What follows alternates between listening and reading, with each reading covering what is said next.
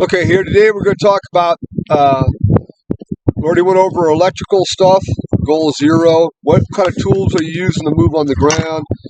I prefer if you got to move around a bicycle until you hit the wilderness, and then you're going to be moving on the ground, and that's another tactic. You got to switch gear to meet your stuff. But goal zero, you could take stuff from bicycle camping into the wilderness because you're still trying to maintain lightness, and your gear is trying to maintain that functionality to longevity, to lightness, because anything on the ground hurts any kind of weight.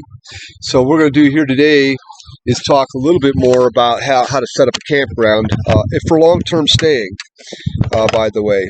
So if you're on the ground, if you're going to be out here for 3 months, 2 months, you're going to have to think about it. So approaching the campsite, you'll see that I set a tarp. You always set your tarp first, because if it's going to rain or anything, you got it up. Now, setting the tarp, you want to make sure you got angles coming down. I got one on this side and one on the back side. That means the sleet, snow, or the rain is going to come right off down there. Okay, now I'll probably, see it's on this side, I'll probably tighten this up higher and drop the other side lower so it's not on the upward slope. So you try to correct yourself for what's happening, what kind of environment you're in. Okay, the tent set up here, I threw a secondary tarp. I have to repair that one on top of the tent. That's to keep the dirt off of it, and also the sunlight to get some more out of the tent. The tent's pretty old, but if you do that, you're going to get more out of your tent. Also at night, it insulates you better. I left a space open here on the left side. That's for cooking.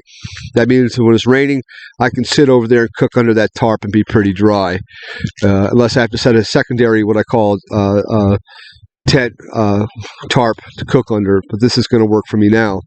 Again, you need it on a slope. It has to come off. The water and the rain has to go somewhere. Any people put it up square like a roof, bad idea.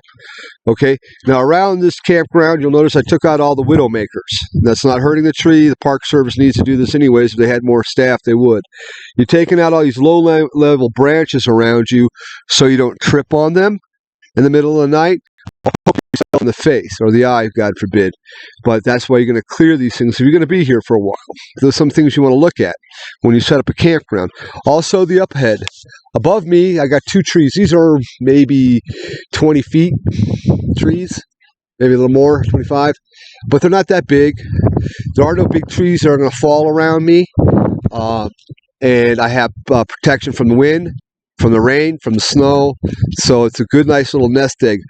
Down below here, you can see there's a lot of duff.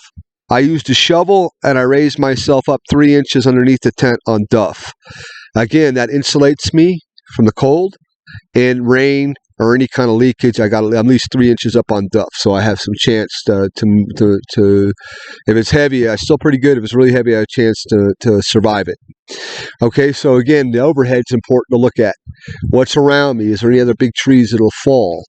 I don't see anything, and I have an exit plan right there, out there, in case anything I need to move. Okay, so again, we're looking around there. You want to set your campground up, depending on how long you're staying there. Even if you're going to be here for a few nights, always consider what's above you. Consider setting the tarp up first. Always number one is the tarp, because if it rains, you've protected your tent from getting soaked while you're setting it up. And make sure it's at an angle. Again, look around you as you come into the campground for any tripping hazards or anything. Where's your exit out of your tent? What's the easiest place? Okay, some of the things on setups, that's it. Again, if you have to, always in winter, if you have the opportunity, duff, make a bed, then put the tent down on it. These are my recommendations. I've been doing this for 15 years. Thank you.